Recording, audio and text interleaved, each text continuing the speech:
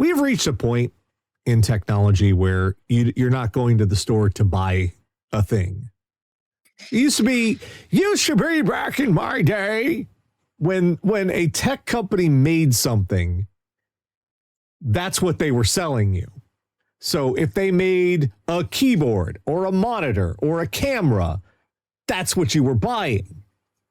Right. Now, whatever they're making, they're almost ashamed to be companies that make things, because instead what they want to sell you is a subscription to use the thing. They want to sell you the thing and then the opportunity to pay them forever in perpetuity for the thing to actually be useful. A while back, I set up a cat cam out on the porch to look after the community cats and whatnot. And I was putting it on the stream. I was like, hey, you want more of these? And people graciously donated. And we got a whole little setup out there, and it was great. And my mistake was the first cam we got, it was just sort of an afterthought thing. It was from a company called Wise. And I figured, hey, I've already got this one from them. Why don't I just get a few more? We'll make the whole little ecosystem together. And they really are into the whole, we don't want the camera to do the things a camera can do. We just want to rent you some of what a camera should be able to do. We're going to lock off the rest, because what do you need those features for? We're just going to, and we're not even going to make those available to rent. We're just going to let you have the other stuff. Now, I'd had a workaround on this. This is a perfect little confluence here. Well, because people will tell you, well, you don't want to deal with that lockdown stuff. Get some open source software. And I got a open source home automation server called Home Assistant. And I'd found a little module that could trick the cameras into doing stuff like I wanted, acting like IP cameras and giving me links I could put on the screen and put in OBS and broadcast. Well, then Wise figured out that people had gotten around their stuff, and they're like, no. And they changed something. And suddenly last week, that all broke. And trying to figure out how to make that unbreak, I finally realized this is going to turn to an arms race, because the open source people are going to come up with a fix, and then Wise is going to break it again. The fix. I can't have that. If I can't rely on that. Whack-a-mole. So I was like, I've got to replace these stupid cameras, which on my dime, because folks already donated. Mike made a joke. Nash is not going to ask people to donate for the same thing twice. He's not Mr. Beast. But I got some cameras I went from Wise to a company called TP-Link, Tapo, and these cameras behave like they should, because the cameras, they're called IP cameras. You know how computer has an IP address, that's where it's like, hey, I'm on the internet. The cameras get an IP, and then you type in that IP and you can log into the camera and get a stream directly from the camera. But much like I can't stream to everyone myself, or it would clog my bandwidth and my computer wouldn't work, I have to go through a server. In order to make the camera, I have to set up a server with a certain kind of software called WebRTC. It's a server that can make multiple people can see the same stream at once with no lag and no skip frames. And long story short, setting that up, so I went from having stupid corporation make me rent all this to here's open source software, which a lot of open source software has this mentality from the people behind it, which is, if you couldn't make this software yourself already, then you're not good enough to use what we've made. So if you don't know how this works, that's on you, you stupid, dumb baby. I had to spend upwards of 12 hours. It took me about an hour and a half to set the cameras up with the little app on my phone. And then 12 hours to get the software working, just so I can do this, just so I can show you these cameras we have out there with the kitties on the port, that just so I can do this. And of course, none of them are on screen right now. because of course they're not. Obviously not. No. 12 hours because it was this open source. You have to be like, do you know how to do what you want to do already? No? Well, then figure it out. And once you figured it out, try to ask us how to do it. And we won't help you. So you'll have to do some Googling and maybe find what you're looking for. And don't try to get into like a discussion thread or something, because we'll mock you mercilessly for not knowing how to do the thing you're trying to figure out how to do. And it's geeks are a totally different kind of, like, sometimes you get good. Yeah, you get some good open source software like what I'm using to broadcast right now, which is OBS Studio. And there is a little bit of a learning curve there, but generally is you can open it up, you can figure out how to do things fairly simply. It's intuitive. And then you have Home Assistant, which is like, oh, you're using a range extender for your Wi-Fi network? Yeah, you. Everything's we're not going to tell you why. Figure it out. It'll be fun. Do it yourself. Yeah. I don't see how that's a party. Yeah. It's so all this just to get people, all this just to show people kitties. Literally all of human advancement has been really for cats. We do it all for the cats. We do it all for the kitties. The kitties. Well, Valkyrie, whenever I'm in the office at my desk, Valkyrie like sits on the floor next to me. And she's right down there right now, and you can't see her. But she's being really cute. You just gotta take my word for it. All right. Well, after all that little ranting, let's actually get to the news for this week. Each week, Catherine, the Radio Dead Air audience, go out on the worldwide interwebs, find all sorts of horrible stuff, bring back here for a little segment we like to call What the Fuck is Wrong with You? And we're going to start with two words that's kind of going to set the tone for the night. This was, we joke about the Nash signal. This is one of those stories that everyone, it's like, oh, yeah, this is your wheelhouse. Everyone sent me this fucking story.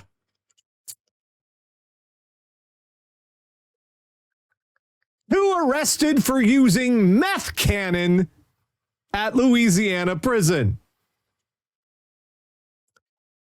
Authorities at a federal prison in Louisiana have arrested two men in connection with a plot to smuggle contraband items into that facility. Incident in question occurred at the Pollock facility in Grant Parish. Authorities say two men from Colorado. Why they're in Louisiana, God only knows. That was a bit of a drive. Yeah. Attempted to smuggle $112,000 worth of tobacco, which was like, this much, and $89,500 worth of methamphetamine, which was like this of methamphetamine, which is like this much. Inside the correctional facility, the man allegedly planned to use an air cannon to blast the contraband items over the prison fences and walls. Like a t-shirt cannon? They're using, yes, a t-shirt fucking cannon.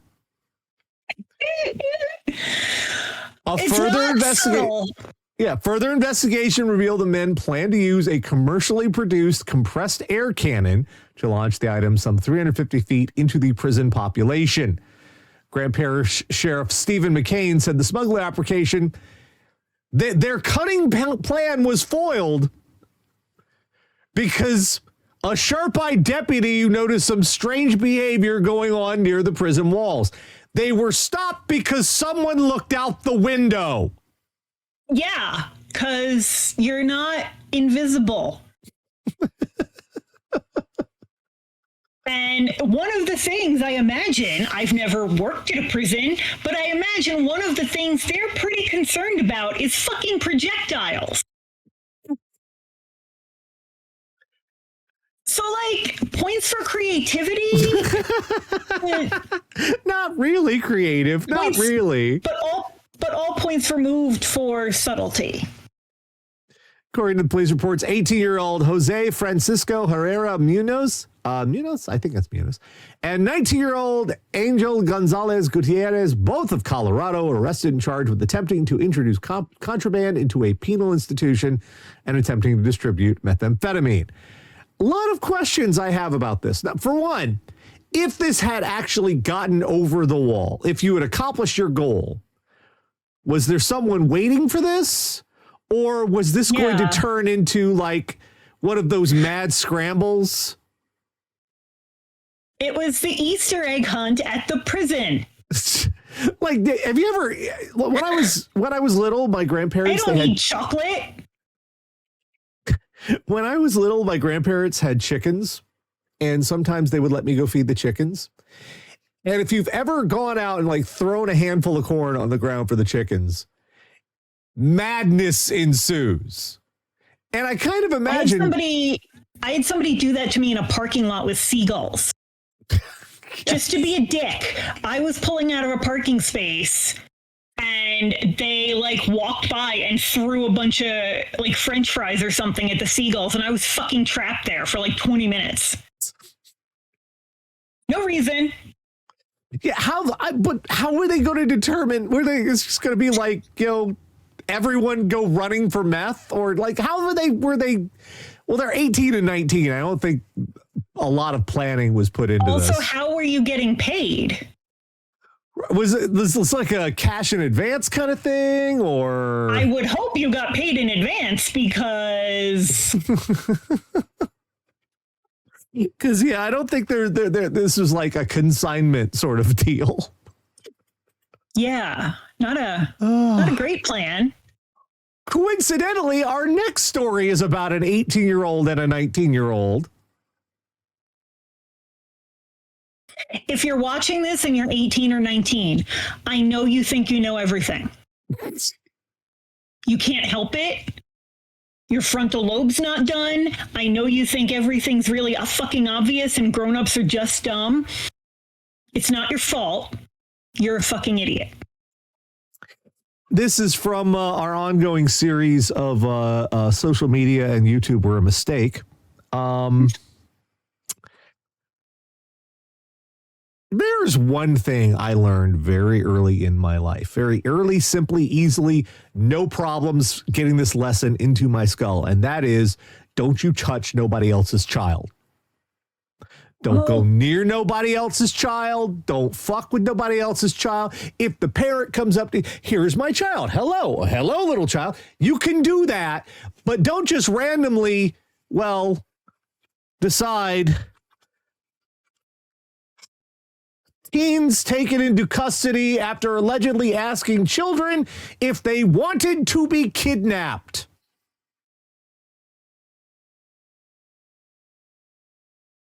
Two men were taken into custody after they allegedly asked elementary school students if they, quote, wanted to be kidnapped. 19-year-old Kane Villarreal and 18-year-old Lane Birch.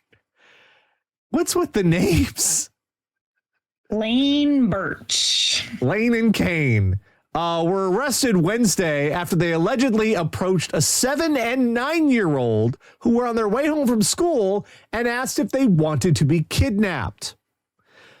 You boys know what kidnapping is?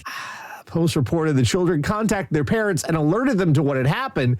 When speaking to authorities, Villarreal and Birch said they were acting out a prank they had seen on TikTok. What's the prank? Yeah, I don't think you use that word. It's like, if I say it's a prank, you're not allowed to be mad at me. That's why they use the word prank. They don't really understand how pranks work. They're just sort of holding it up like a totem to ward off. They don't understand how kidnapping works, because by my understanding, it's generally not fucking voluntary. It's not optional. Don't beat up my carpet. I don't know how much things have changed. Don't talk back to me.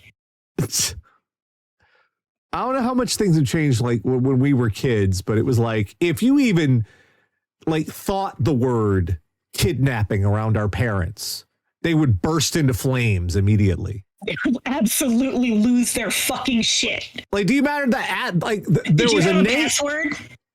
Yes. Yeah. That, There like, if was anybody but your mom picks you up and they don't know the password, you just start screaming and throw your shit at them. there is a name that was stamped across like our generation, that late millennial generation, which is Adam Walsh. We all know the name Adam Walsh because that was your cautionary fucking tale. And if you guys don't know, the America's Most Wanted guy, he became the America's Most Wanted guy because Adam Walsh was his son. Yeah, and the reason I'm bringing this up is his head, right? Like they never found the rest of him. They only ever found his head. The reason that I'm bringing this up is that parents, when you start mentioning kidnapping around their children, it's like feral. Like a werewolf transformation and shit. It's like that bit from fucking American Werewolf in London. It's that the fucking Rick Baker part. That is What the fuck were you thinking? Oh, this will be funny. This will be funny. How? Do you want to get beaten to death with a Tory Burch purse? Because that's what's going to happen to you. There is a thing that if you say, okay, why is this funny? Explain the joke to me. Immediately they get all sullen and grumpy and they're like, that tells you immediately they're just being cruel. So go fuck yourself. Like, no, libtard. And we're going to head over to New York. Who's Adam Walsh, says the chat. They're so young. So young. They're so young. Going to move over to New York, and I had to check and make sure this wasn't the same story, but it's not the same story. Remember, Tara, last year, in short succession, we had two different occasions of teenagers stealing subway trains. Do you remember that? Yes. Two different. It happened again? It happened 2 more fucking times. Oh. A 15-year-old boy is accused of trying to take a subway train for a joyride in the Bronx early Tuesday morning. The teenager allegedly tried to operate a number 2 train at the Prospect Avenue subway station. He was charged with reckless endangerment, criminal impersonation, and criminal trespassing. The teenager was previously arrested in connection with an R train theft in Brooklyn in late January. A group of 6 suspects were accused of driving the train a short distance and breaking windows. The teenager is facing similar charges in both incidents. What the fuck? Like, they have to follow a track. They can't just go anywhere. I'm trying to think, like, do they just not care about getting caught anymore? Is that not even a concern? I don't know, because they're loaded with cameras. Yeah. You can't really go on a joyride's a poor word because they're on tracks. They have limited route options. Yep. But is this a trend now? Is this what we're doing? I mean, the Bronx doesn't have a lot of green space. Kids are probably fucking bored, dude. Like, is this like I guess congestion pricing means that stealing cars is a little expensive.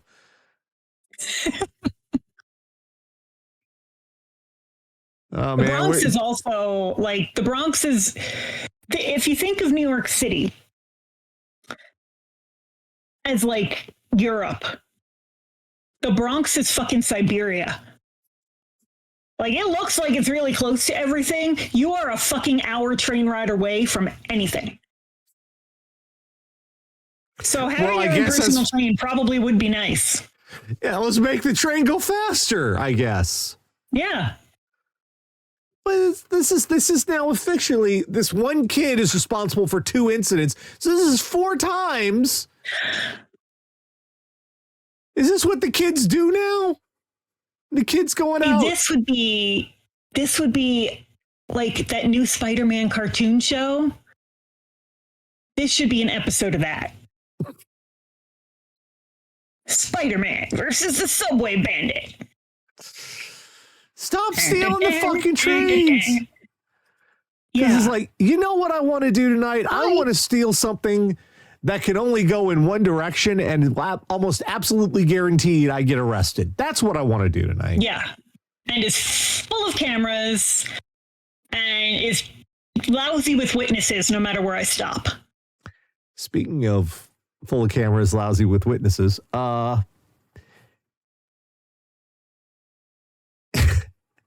there's nothing much to say about this one except completely failing the assignment.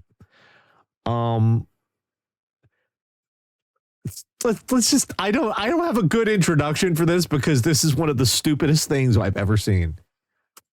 And that's saying something. That's saying something. That's a statement.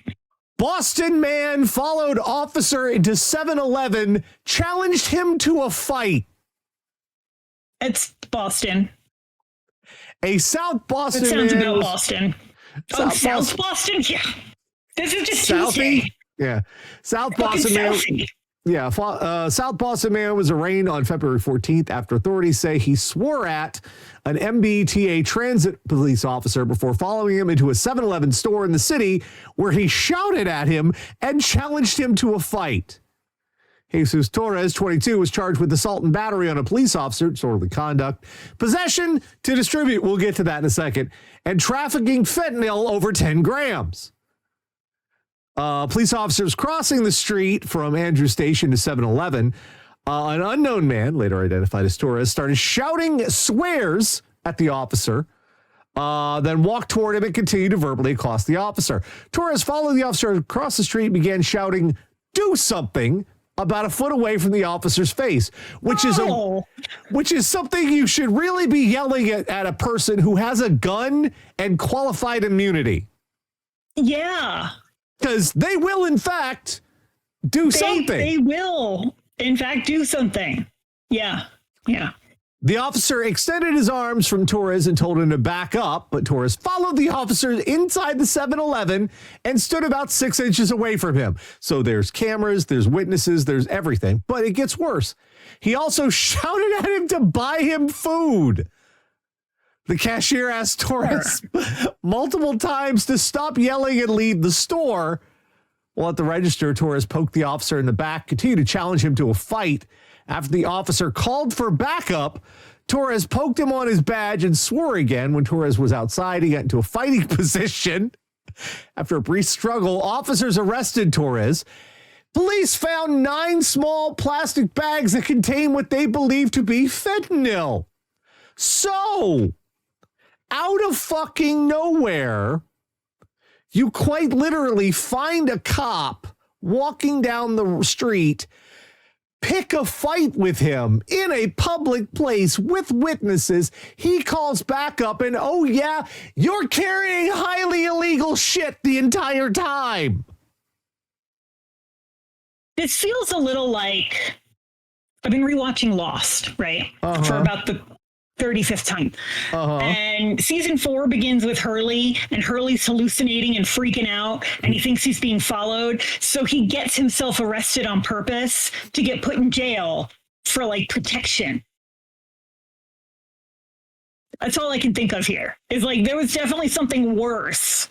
So he was like, I'm gonna get arrested if it's the last fucking thing I do. And he just found the one fucking cop in America who was interested in de-escalation. He found the one fucking guy who actually paid attention during that class. He was like, man, come on. Well, what was the plan? What the fuck was the plan? With a pocket full of fentanyl. Pocket full of drugs. It's a Although, I gotta be honest, if Jesus did come back in Boston, this sounds about right. Oh, but wait, we have even more. Let's scale up from just a pocket full of drugs. As I keep in my head, I keep hearing a pocket full of shells. Like, the fucking rage. But I got a pocket full of fentanyl. I got a pocket full of fentanyl. Oh. Let's go from a pocket to an entire goddamn drug lab. Illegal lab weapons found in South Jersey man's home. Authorities, they say they found a lab in his detached garage while arresting him for violating a restraining order.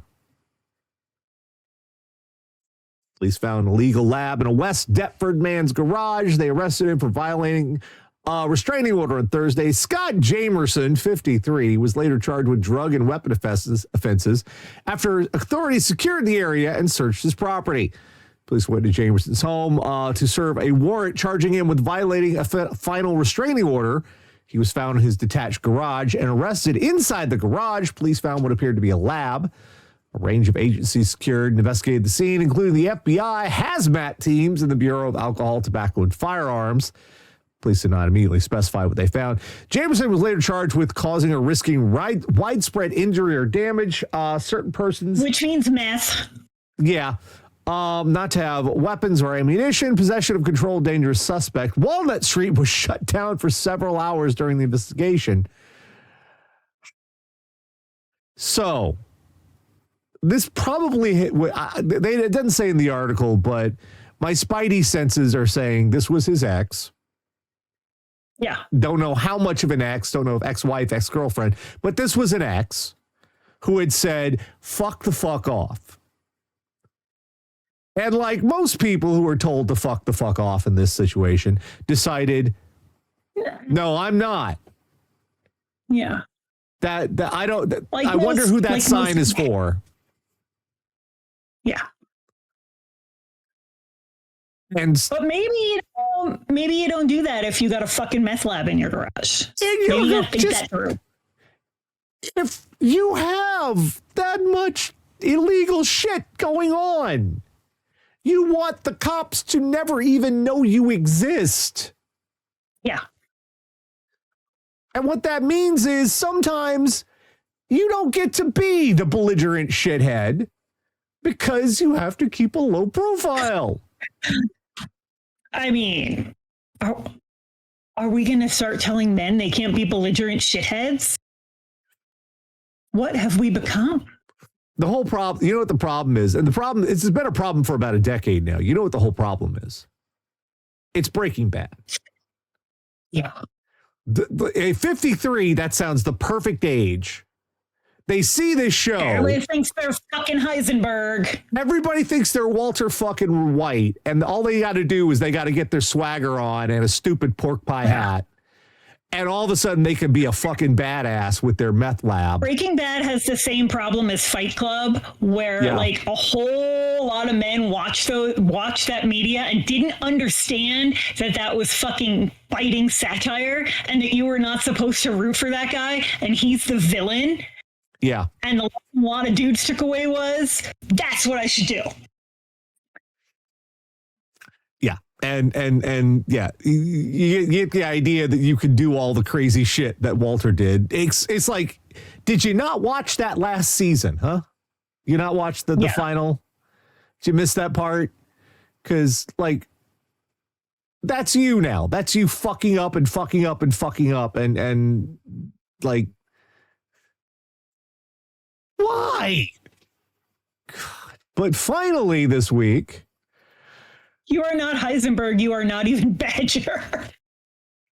Not Badger. But finally this week, from the Department of Bless Your Heart. One of the problems with having roommates is that you have to sacrifice some measure of your privacy in order to have a roommate. And that means if you want to engage in, shall we say, intimate activities for one, you have to be prepared to deal with the fact that that privacy may be invaded and it'll be a little awkward. You know how you don't make it better?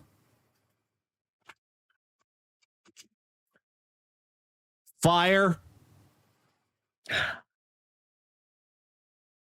Student sparks fire while trying to hide his inflatable girlfriend from his roommate. Luckily, no one was injured. A Chinese student sparked a fire in his dormitory after he tried to hide his inflatable girlfriend from his roommate by setting the blow-up doll on fire. You know, things that are inflatable by nature have this feature where they are also deflatable and they get much smaller.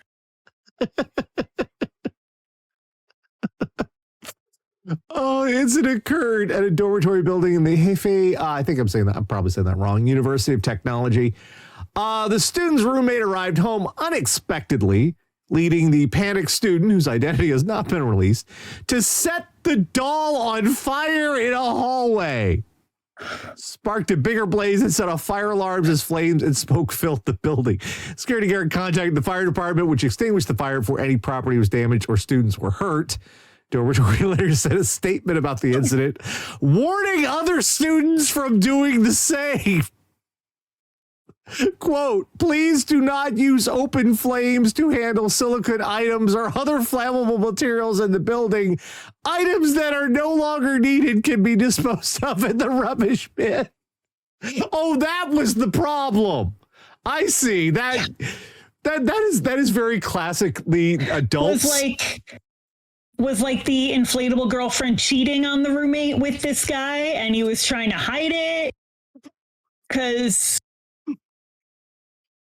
I don't understand how fire is like more subtle. There is an escalation in this story that I don't understand. Yeah. Also, I want to point out it's a wonderful photo for this because you have the photo of the actual fire and then someone just sort of superimposed a random blow-up doll. Yeah. Which looks weirdly like, it weirdly looks like a blow-up doll of Taylor Swift. I have to say, for many reasons, I don't get these things. But for one of the main ones is, look at that. Just look at that. Like that is not nothing about that says sexy time to me. That I used to sell them when I worked at Spencer Gifts, and I never understood it. We also had an inflatable sheep. They're horrifying looking. And I can't imagine like the kind of plastic they're made of. Yeah. I'm trying to remember what was made of those when we were kids, but like it's vinyl. The seams on that. It's the same stuff as a beach ball. You to the bone. Like a beach ball, yeah. And the seams on that motherfucker will cut you to the fucking bone. Yeah. So to me, I don't understand why you'd want to stick your dick in there. I don't know either. But to set because in order to get the whole part made out of anything different, you got to pay more money. Those are more expensive. Yes, you could fuck the inflatable shape. Yes, it did have an insertion hole. Yeah. We used to keep it on top of the register with like balloons coming out of its butt. Yeah, Spencer's Gifts. It's a different time. I hated that job so much. I hated that job. I'm still like, oh shit, how do I solve this? Fire. What happens in your brain there? Has this happened in any other instance in your life where you've been in a stressful situation? What are you going to do, hotshot? What are you going to... No, don't light it on fire. What the fuck? Like, was he hoping to set off a fire drill and get everybody out of the building? And then he could be like, wow, someone left this blow-up doll in our room as a prank while we were evacuating. That's elaborate. I don't know what the fuck happened. Just throw it out the window and yell that it's the rapture. There was only one good person on Earth.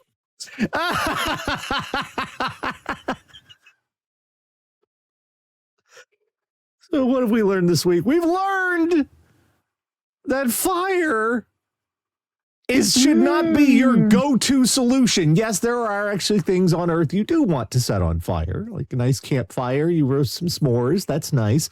But it shouldn't be your go-to for problem solving.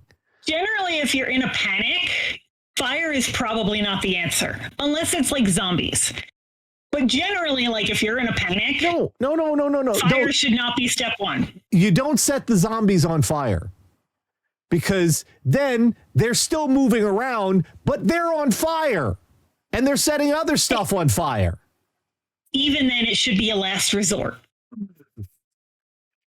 We've learned in 2 different instances, if you are doing highly fucking illegal shit, it's not a good time to invite scrutiny from law enforcement. Yeah. Because just I don't know. One illegal thing at a time. I don't know if you know this, but that's their job, supposedly. I mean, it's easy to forget. It is easy to forget because they seem to do everything but in most instances. But you don't hand them a win, as we like to say on the show. Make them work for their fucking money. Goddamn right.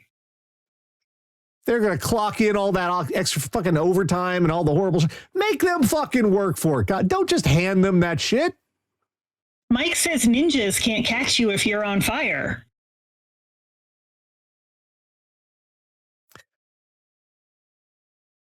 See, this is why you're not president, Mike. Yeah. We have learned that subway trains, are not good vehicles to attempt to hijack. But apparently they are real easy. Like fucking teenagers keep doing it. We have learned, do not go up to another person's child and in any way, shape, or form invoke the concept of a kidnapping. Like, it's sort of, it's right up there with don't talk about assassinating the president of the United States. Don't do that. Don't walk up to a kid and talk about kidnapping. Okay, well, you just did that on the internet. So everybody, I said been don't great. do that. We've had a good run. I assume that the unmarked black vehicles are going to pull up to both of our houses any second. Yeah. So. Not like they're doing anything better with their time these days.